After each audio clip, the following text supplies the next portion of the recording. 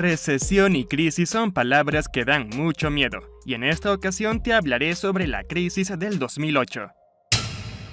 Pero antes de continuar, te pido que dejes tu gran like en este video y te suscribas a este canal y actives la campanita de notificaciones. Sigamos con el video. El 15 de septiembre de 2018 se cumplió una década desde la caída del banco de inversión Lehman Brothers, que originó la mayor crisis financiera mundial desde la Gran Depresión de 1929. Y a pesar de los esfuerzos mundiales por estabilizar el mercado y la economía, permanecen riesgos latentes sembrados por las mismas autoridades en sus intentos sin precedentes por estabilizar el mercado, advierte Gabriel Pérez del Peral, profesor e investigador de la Escuela de Gobierno y Economía de la Universidad Panamericana. La crisis del 2008, que dio paso a la Gran Recesión del 2009, lejos de terminar, generó resacas importantes de difícil cuantificación en momentos donde la incertidumbre financiera sigue presente, mercados laborales afectados, economías con bajo desempeño y menor fortaleza para recuperarse y andar sin apoyos gubernamentales, países endeudados, sociedades enojadas que en las urnas desquitaron su molestia para dar paso a un cambio de modelos económicos. Son grandes resacas que siguen presentes. Observa. A la distancia, identifica el nacimiento de las criptomonedas y el blockchain como una evidencia más de que las innovaciones financieras van ganando la carrera a los reguladores, pero advierte que es temprano para anticipar un riesgo real en el manejo de estos instrumentos tecnológicos y financieros, pero no son de uso generalizado y han dejado de ser una novedad. Sin embargo, recuerda que fue precisamente una innovación financiera la que desminó el riesgo hipotecario entre los bancos mundiales de inversión, cuando en Estados Unidos comenzaron a estructurar emisiones del sector hipotecario de alto riesgo, subprime, que lograron colocar entre bancos privados de Estados Unidos y Europa, aprovechando en exceso el boom de las tasas bajas del sector en aquel país. En septiembre del año 2008 quebró el banco Lehman Brothers, la cuarta entidad financiera más importante de Estados Unidos. Era el comienzo de una crisis económica mundial que empezó al otro lado del Atlántico y se extendió por el planeta como la pólvora. La especulación con las denominadas hipotecas basura habían llevado a los bancos a situaciones de verdadero riesgo y terminaron por colapsar cuando los beneficios de estos préstamos fueron incapaces de hacer frente a los pagos. Cada vez con menos solvencia, los bancos se mostraban recelosos de prestarse dinero entre sí o a otras empresas o particulares por miedo a que la situación se repitiera. Explotó la burbuja inmobiliaria. Creció la tasa del paro y aumentaron las hipotecas. El sistema económico global entró en una recesión y se multiplicaron los rescates bancarios. En España se alcanzó un máximo histórico de más de 5 millones de parados en 2013. Especialmente población migrante y jóvenes, y las arcas públicas aún tienen que hacer frente a una deuda europea de más de 42.000 millones de euros, una situación que no se ha conseguido paliar del todo en los últimos 12 años y que la crisis sanitaria del coronavirus amenaza con convertir en una nueva catástrofe económica. Antes de profundizar más, no olvides presionar el botón de me gusta y suscribirte al canal si te está gustando este video, así como dejar tu comentario sobre lo que quieras saber. ¿Cómo se desarrolló la crisis? Economistas e historiadores se remontan a principios del actual siglo para encontrar los orígenes de la crisis económica. Los atentados del 11 de septiembre en 2001, que activaron un periodo de terror y xenofobia en Estados Unidos, seguido del control fronterizo, es uno de esos posibles puntos de origen.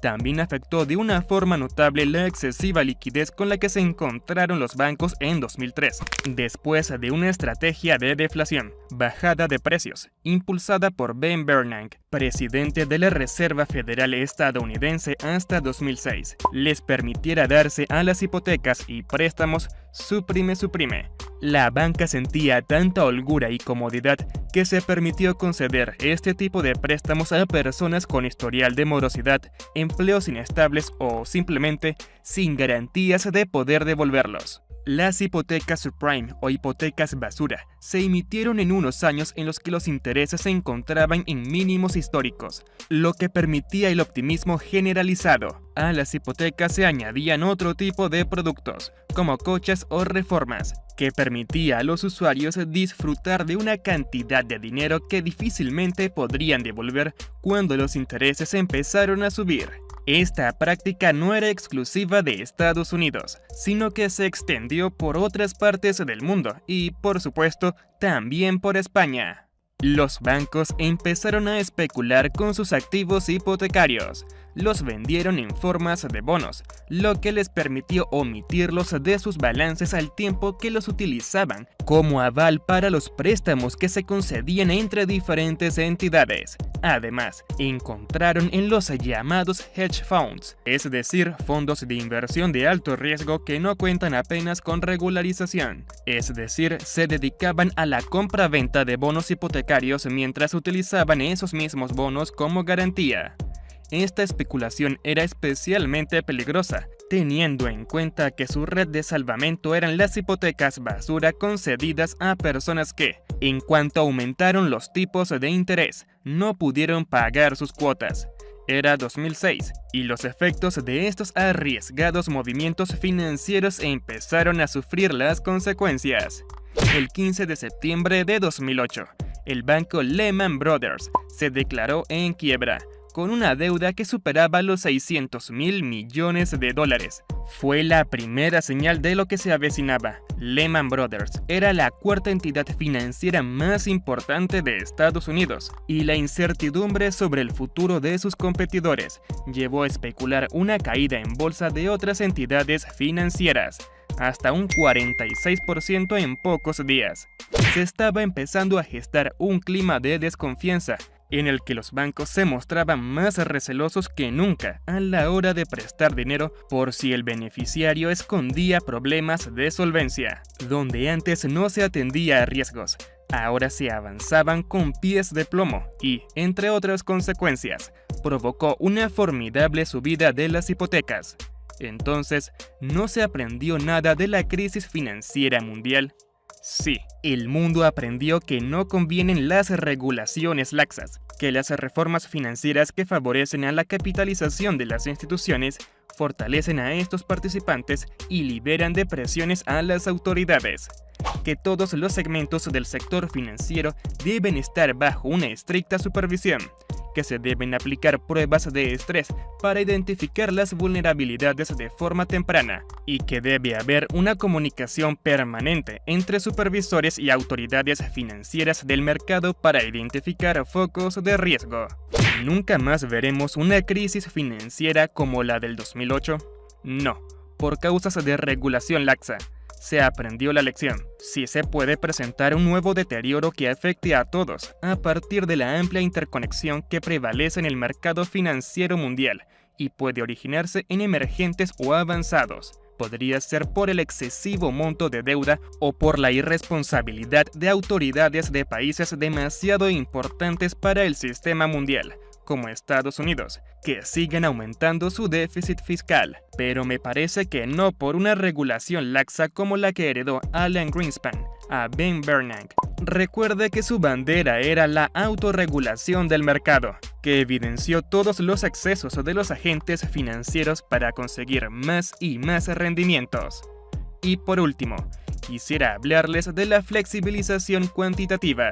Entre las medidas extraordinarias que aplicaron las autoridades financieras de los principales países del mundo, la Reserva Federal de Estados Unidos, Fed, fue pionera con el quantitative easing, o flexibilización cuantitativa. Se generó liquidez para facilitar créditos a los consumidores y empresas, a partir de la compra masiva de bonos estatales y privados, particularmente en poder de los bancos en problemas. El objetivo fue que los bancos hicieran llegar esta liquidez a sus clientes en forma de créditos a tasas bajas, El problema, advierte, es que cuando la Fed dejó de comprar este tipo de activos en octubre del 2014, los mantiene en su hoja de balance.